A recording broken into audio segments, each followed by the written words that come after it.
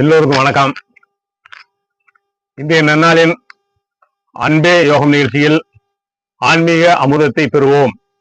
நண்பர்களே, இறைவன் கைவிட மாட்டார். அன்பு அஸ்ட்ராலஜி நேயர்கள் அனைவருக்கும் உங்கள் ஜோதிடரின் பணிவான வணக்கங்கள். ஆன்மீக அமுதம் பெறுவோம் நிகழ்ச்சியில் இன்று பிப்ரவரி 17 செவ்வாய்க்கிழமைக்கான விசேஷமான தகவல்களை பார்க்க போகிறோம். இன்னைக்கு ரொம்ப முக்கியமான நாள். ஏன்னா இன்னைக்கு முன்னோர்களின் ஆசியும் இறைவனின் அருளும் சங்கமிக்கிற நாள். இன்றைக்கு திதி பாத்தீங்கன்னா அமாவாசை. அமாவாசை அப்படின்னாலே அது ஒரு நிறைவு நாள். நம்ம முன்னோர்களை நினைச்சு அவங்களுக்கு நன்றி சொல்ற நாள். மறந்துடாதீங்க. தாய் இல்லாதவருக்கு அமாவாசை, தந்தை இல்லாதவருக்கு அமாவாசைன்னு சொல்லுவாங்க. முன்னோர்களோட ஆசை இருந்தா நாம எடுக்கிற எந்த முயற்சியும் தடையில்லாம நடக்கும். அவங்க ஆசை ஒண்ணு இருந்தா போதும். ஆகவே இத்தனைக்கும் உங்க மனசுல இருக்கிற பாரங்களை இறக்கி வச்சுட்டு ஒரு புது தொடக்கத்துக்கான ஆசையை நீங்க பெற போறீங்க. அடுத்ததாக இன்னைக்கு நட்சத்திரம் இரவு 10-17 மணி வரைக்கும் அவிட்டம். அவிட்டம் அப்படின்னாலே அது செவ்வாய் பகவானோட நட்சத்திரம். அவிட்டம் அள்ளித்தரம்னு ஒரு பழமொழி இருக்கு. இன்னைக்கு சந்திரன் அவிட்ட நட்சத்திரத்துல இருக்கிறதால உங்க மனசுல ஒரு துணிச்சலும் எதையும் சாதிக்கின்ற வேகமும் பிறக்கும். அவிட்ட நட்சத்திரத்தோட தேவதை அஷ்ட வசுக்கள் அப்படின்னா 8 வகையான செல்வங்களை வாரி வழங்கக்கூடிய நட்சத்திரம் இது. இதுக்கு செவ்வாய் பகவான் மங்களகாரகன் என்று பெரும்பாலும் வட மாநிலங்கள்லாம் சொல்லுவாங்க. மங்களகாரகன், மங்களம், மங்களம் என்றால் சுபம் என்ற அர்த்தம். இப்படி செல்வங்களை வாரி வழங்கக்கூடிய நட்சத்திரம் இந்த செவ்வாயினுடைய நட்சத்திரம். இது செல்வம், புகழ், தைரியம் எல்லா நன்மைகளும் அமையக்கூடிய அற்புதமான நேரம் இது. இந்த நாள்ல நாம நினைக்க வேண்டிய 108 திவ்ய தேசம்.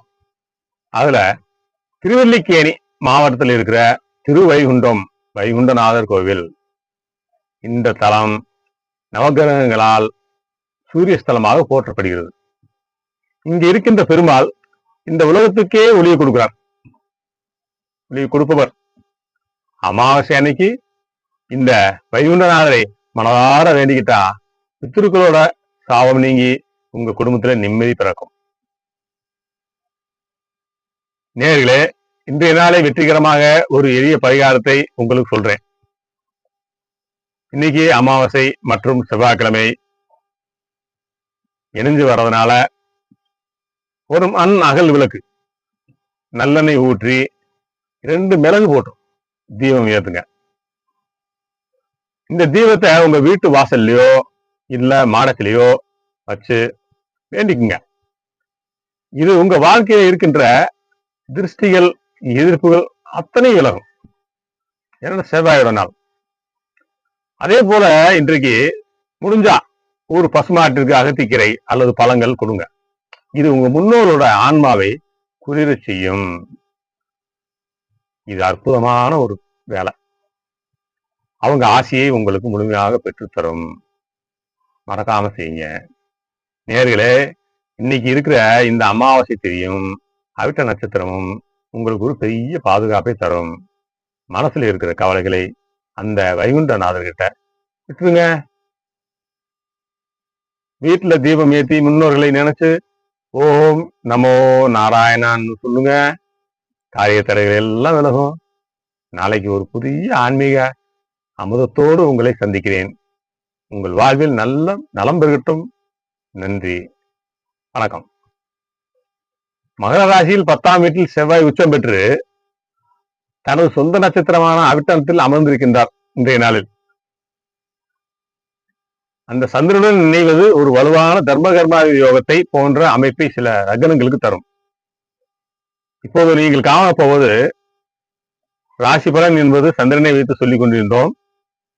இப்போது உங்கள் ஜாதகத்தை பாருங்கள். அதில் லக்னம் லா என்று போட்டிருக்கும். அந்த லக்னத்திலிருந்து இன்று பலன் சொல்லுகின்றேன். இதை பார்த்த பிறகு நீங்கள் உங்கள் ஜாதகத்தில் லா என்று எந்த வீட்டில் போட்டிருக்கிறது லக்னம் என்று தெரிந்து வைத்துக் கொள்ளுங்கள். ஆக இந்த தர்மாதிகாரி யோகத்தை போன்ற அமைப்பை சில லக்னங்களுக்கு தரும்.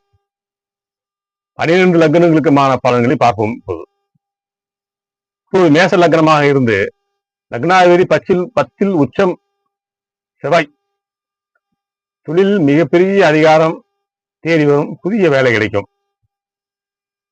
ரிஷப லக்னம் 9 செவ்வாய். தந்தை வழி சொத்துக்கள் கிடைக்கும். ஆன்மீக பயணங்கள் மற்றும் நீண்ட தூர பயணம் லாபம் தரும் நண்பர்களே. மிதுன லக்னம் 8 செவ்வாய். எதிர்பாராத பண வரவு உண்டு. ஆனால் வண்டி வாகனத்தில் செல்லும் போது அதிக எச்சரிக்கை தேவை நண்பர்களே. சிம்மம் 6 செவ்வாய். போட்டி தேர்வுகளில் வெற்றி பெறுவீர்கள். பழைய நோய்கள் குணமாகும். எதிரிகள் பணிவார்கள். கன்னி லக்னம் 5 செவ்வாய். பூர்வீக சொத்து சிக்கல் தீரும். பிள்ளைகளின் பிடிவாதம் குறையும். கலைத்துறையில் வெற்றி காண்பீர்கள்.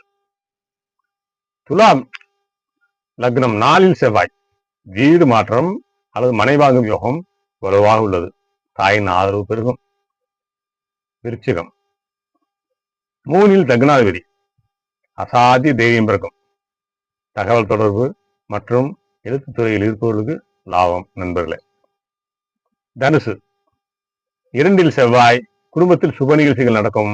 பணப்புழக்கம் அதிகரிக்கும். ஆனால் கோபமான பேச்சை மட்டும் தவிர்க்க வேண்டும். தனுசு லக்னக்காரர்கள். இப்போது மகர லக்னம்.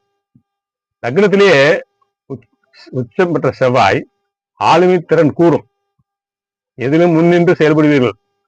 உடல் ஆரோக்கியமும் மேம்படும் நண்பர்களே. கும்பலக்னம் 12 செவ்வாய். சுப விரயங்கள், வீடு கட்டுதல் போன்றவை ஏற்படும். வெளிநாட்டு யோகம் கைகூடும். இப்பொழுது மீன லக்னம் 11 செவ்வாய். லாபஸ்தானத்தில் கிரகங்கள் வலுவாக இருப்பதால் எடுக்கிற முயற்சிகள் அனைத்திலும் லாபம் கிட்டும். சிறப்பம்சங்கள் அமைப்புள்ள இந்த மேசம், விருச்சிகம், மகரம் இந்த 3 லக்னக்காரர்களுக்கு செவ்வாய் நேரடியாக வலுவடையாததால் இவர்களுக்கு இன்று மிக சிறந்த நாளாகவும் அமையும். சந்திரமங்கல யோகம் இது 2, 4, 7, 9, 10, 11 ஆகிய இடங்களில் அமையும். லக்னங்களுக்கு பொருளாதார ரீதியாக பெரும் வளர்ச்சியை தரும் நண்பர்களே. இன்று செவ்வாய் அவிடத்தில் இருப்பதால் முருகப்பெருமானை வழிபடுவது அல்லது செவ்வெளி மலர் கொண்டு அர்ச்சனை செய்வது கூடுதல் நன்மையை தரும். உங்களுக்கு உங்கள் லக்னத்தின்படி தற்போது என்ன தசாபுத்தி நடக்கிறது பார்க்க வேண்டும். அதை சொன்னால் இன்னும் துல்லியமான பலன்களை என்னால் கூற முடியும் நண்பர்களே. உங்கள் அன்பு ஜோதிடர் சிவராஜ். இன்றைய நாளின் இறைவன் அருளால் எல்லோரும் நன்றாக இருப்போம். எனக்கு சப்ஸ்கிரைப் செய்த அனைவருக்கும் நன்றி. எல்லோருக்கும் தெரிவித்துக் கொள்கிறேன்.